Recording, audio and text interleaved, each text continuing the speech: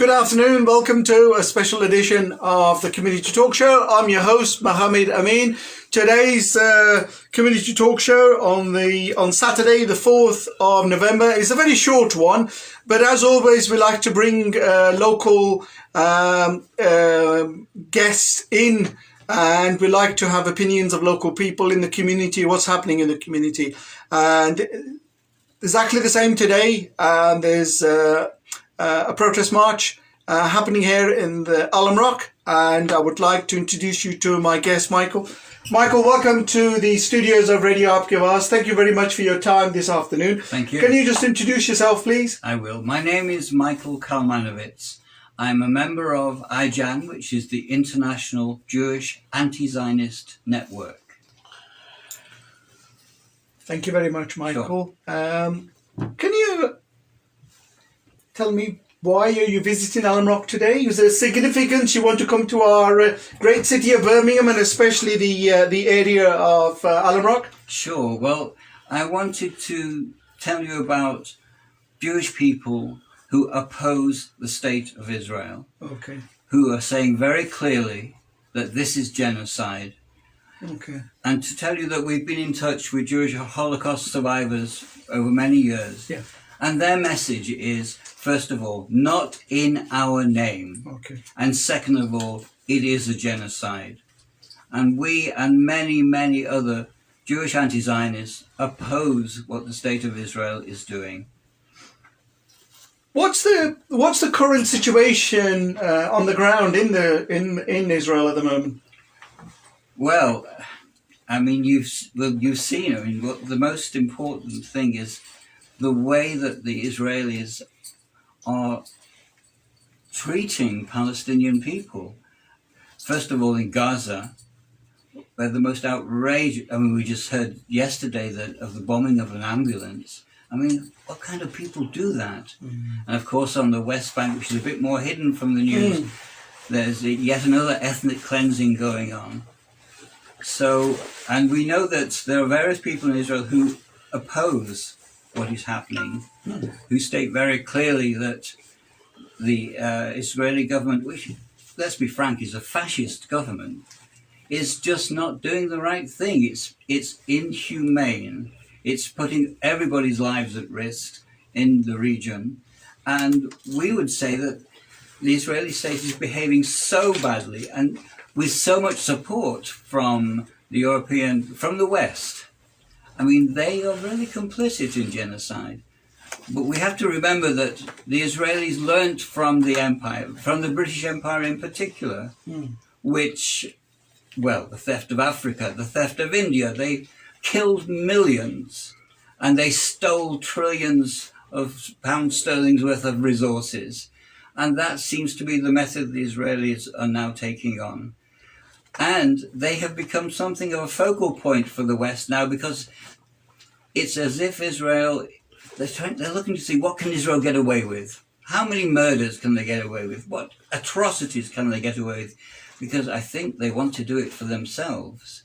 Most of us, I think they consider to be superfluous for them. We have no, there's that Nazi expression, useless eaters, that the Nazis used to use against people with disabilities. I think Western governments would barely speak for us. I mean, we have nothing to do with them. I think they think that we're all useless eaters and would like to get rid of us. And they're looking at Israel to see, as I say, how it's done. From your organisation's point of view, with these humanitarian issues in Gaza, Palestine, West Bank, in your opinion, what would be the solution? Well, everybody's asking for ceasefire. That's the immediate demand.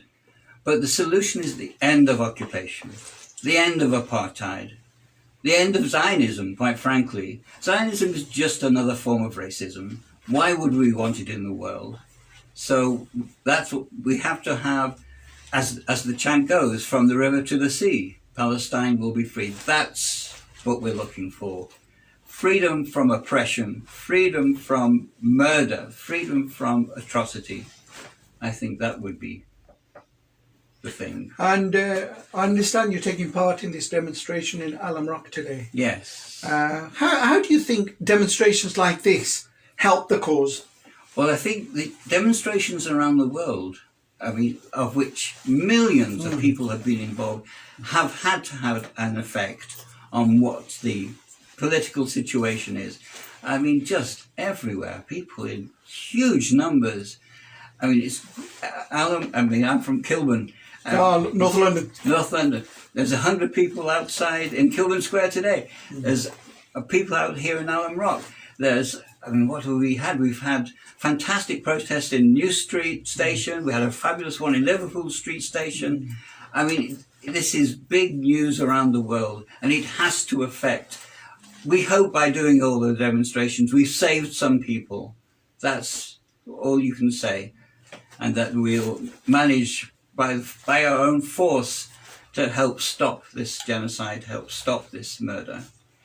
And more importantly, how do you feel that some of these attacks have specifically targeted ambulances and hospitals, as you said in the beginning? Yes, well, it's just so outrageous. I mean, I've seen that there are kind of medical unions around the world that are saying something now, but they've got to say more. And of course, they're killing journalists. So many journalists, and the journalist associations and trade unions, they've got to say something. They've got to say something very loudly as well. I just can't find the words to tell you what an atrocity this is, and how they must never get away with it. We really must make sure they never get away with it. Michael, thank you. Thank you very much for a couple of minutes of your time. Sure, and appreciate we can discuss this a bit further. But I how do you engaging in with the British parliamentarians at the moment? Well, the chant is, Sunak Starmer, you can't hide, we charge you with genocide. The politicians, by and large, have been just atrocious. So and there's so very few, and they're being disciplined by their own parties when they say that they're for Palestine in any way. So I just wanted to mention about the demonstrations around the world. I particularly wanted to mention there was a huge Jewish demonstration. They invaded the Capitol in the US, and then they invaded Grand Central Station in the US. Yeah. It was thousands and thousands of Jewish people, and they're saying more Jewish people than ever have been coming out for Palestine. And of course, there's been hundreds of arrests, but they're keeping to it, and we're glad for that, and we're keeping to it as well. Michael, just to wrap up our short programme, what would be your final message to our viewers, listeners, and more importantly, the parliamentarians who do listen to our broadcast? They must listen to the people. They really must listen to the grassroots. They must listen to people who support Palestine. If they don't, they're just in it for themselves. And that seems to be the way of most politicians, corrupt as hell. But we want decent politicians, and it's very hard to get them. And if they're out there listening and they want to do something, come out for Palestine strongly. But disregard your leadership. Just make sure you come out for Palestine.